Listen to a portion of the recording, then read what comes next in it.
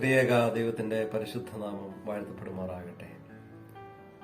വലിയ നോമ്പിന്റെ 8ാമത് ദിവസത്തിലേക്ക് നാം പ്രവേശിച്ചിരിക്കുന്നല്ലോ. ഇന്നത്തെ ധ്യാനത്തിന് ആധാരമായിട്ടുള്ള സുവിശേഷ വേദഭാഗം വിശുദ്ധനായ മത്തായിയുടെ സുവിശേഷം 8ാം അധ്യായം 1 മുതൽ 4 വരെയുള്ള വാക്യങ്ങളാകുന്നുവല്ലോ.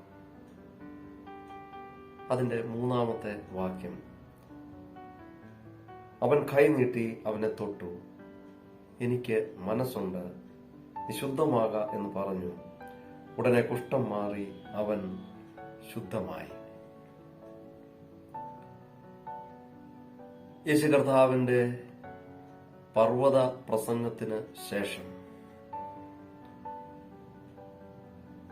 താഴ്വരയിലേക്ക് ഇറങ്ങി വരുമ്പോൾ യേശു കാണുന്ന യാഥാർത്ഥ്യങ്ങൾ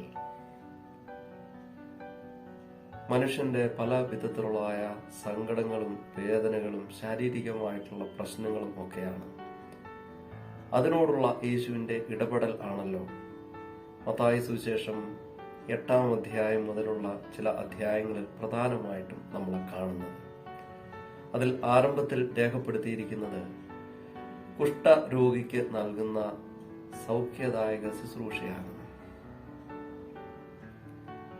കുഷ്ഠരോഗി യേശുവിന്റെ അടുക്കൽ സൗഖ്യത്തിനായിട്ട് അടുത്തു വരുമ്പോൾ,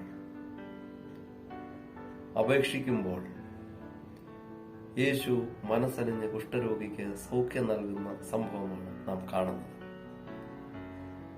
പർവ്വത പ്രസംഗം വളരെ പ്രസിദ്ധമായിട്ടുള്ള ഒന്നാണ്. അതിശ്രദ്ധേയമായിട്ടുള്ള ധാരാളം ഉപദേശങ്ങൾ യേശു നൽകി. എന്നാൽ പർവ്വതത്തിന്റെ ഉന്നതങ്ങളിൽ മാത്രം പ്രശോഭിതനായ യേശുവിനെ അല്ല നമ്മൾ കാണുന്നത്. ഉയരത്തിലെ ഔന്നിത്യത്തിൽ നിൽക്കുമ്പോൾ തന്നെ താഴ്വരകളിലേക്ക് ഇറങ്ങി വരുവാനും താഴ്വരകളിലെ യാഥാർത്ഥ്യങ്ങളോട് താതാത്മ്യപ്പെട്ട് അതിന്റെ മധ്യത്തിൽ ഫലകരമായി പ്രവർത്തിപ്പാനും യേശു തയ്യാറാകുന്നു എന്നാണ് നമ്മൾ കാണുന്നത്.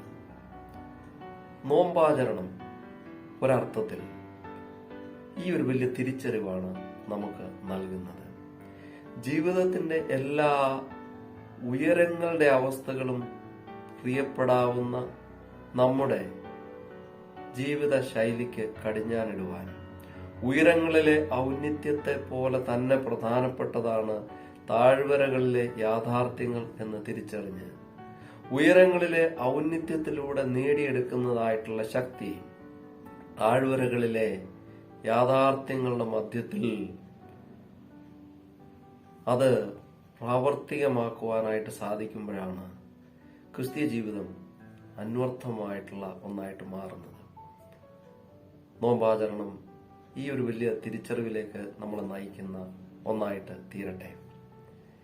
താഴ്വരയിൽ യേശു കാണുന്നത് സമൂഹം ഭ്രഷ്ട കൽപ്പിക്കുന്ന, സ്വയം മതിപ്പില്ലായ്മ തോന്നുന്ന ഒരു മനുഷ്യന്റെ ദയനീയമായ ചിത്രമാണ്.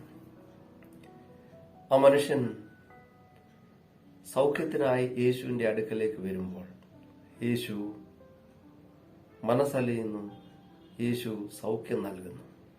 എന്നാൽ ഇത് നാമെല്ലാം മനസ്സിലാക്കിയിട്ടുള്ളതുപോലെ കേവലം ശാരീരികമായ ഒരു സൗഖ്യം മാത്രമല്ല, ഡിഗ്നിറ്റിയോടുകൂടെ സമൂഹത്തിൽ നിൽക്കുവാൻ സാഹചര്യമില്ലാതെ പോയ ഒരു മനുഷ്യന്റെ നഷ്ടപ്പെട്ടു പോയ അന്തസ്സ് വീണ്ടെടുക്കുവാനും ശുദ്ധാശുദ്ധ നിയമങ്ങളിലൂടെ വിലക്ക് നേരിടേണ്ടി വന്ന ഒരു മനുഷ്യന് അഭിമാന ബോധത്തോടുകൂടെ തന്നെ സമൂഹത്തിൽ വസിപ്പാനും തക്കവണ്ണമുള്ള സാഹചര്യം യേശു ഒരുക്കി നൽകുന്ന ആളത്വത്തിന്റെ ഒരു പരിപൂർണമായിട്ടുള്ള അവസ്ഥയിലേക്ക് ഈ മനുഷ്യനെ യേശു മടക്കിക്കൊണ്ടുവരുന്നു എന്നാണ് നമ്മൾ കാണുന്നത്.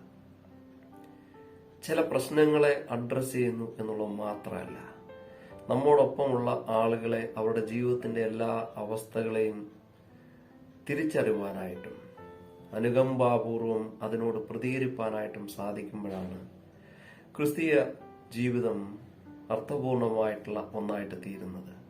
നോമ്പാചരണം ആ വിധത്തിൽ നമ്മുടെ കണ്ണുകളെ തുറക്കുവാൻ, നമ്മുടെ പ്രതികരണങ്ങളെ ശക്തിപ്പെടുത്തുവാനായിട്ട് സഹായിക്കുന്ന ഒന്നായിട്ട് മാറണം.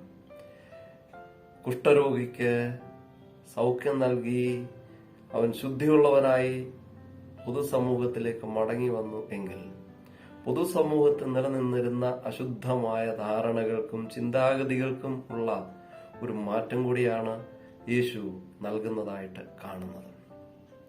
ഓരോ നോമ്പാചരണവും പൂർത്തിയാക്കപ്പെടുമ്പോൾ അറിഞ്ഞും അറിയാതെയും ഉള്ളിൽ വന്ന് അടിഞ്ഞുകൂടുന്നതായിട്ടുള്ള മാലിന്യത്തിന്റെ ചിന്താഗതികളെ നീക്കുവാനായിട്ട് ശുദ്ധിയുള്ളവരായി തീരുവാൻ തക്കവണ്ണം, കൂടുതൽ ശ്രേഷ്ഠമായ ചിന്തകൾ വെച്ചു പുലർത്തുവാൻ തക്കവണ്ണം, നല്ല മനോഭാവത്തോടുകൂടെ ചുറ്റുപാടുകളെ കാണുവാൻ തക്കവണ്ണം, കുറെ കൂടെ നല്ല മനുഷ്യരായി തീരുവാൻ തക്കവണ്ണം നമ്മളെ ഒരുക്കണമേ എന്ന് നമുക്ക് പ്രാർത്ഥിക്കാം. സർവശക്തനായ ദൈവത്തിന്റെ കൃപ അതിന് നമ്മളെ എല്ലാവരെയും സഹായിക്കട്ടെ. ആമേൻ.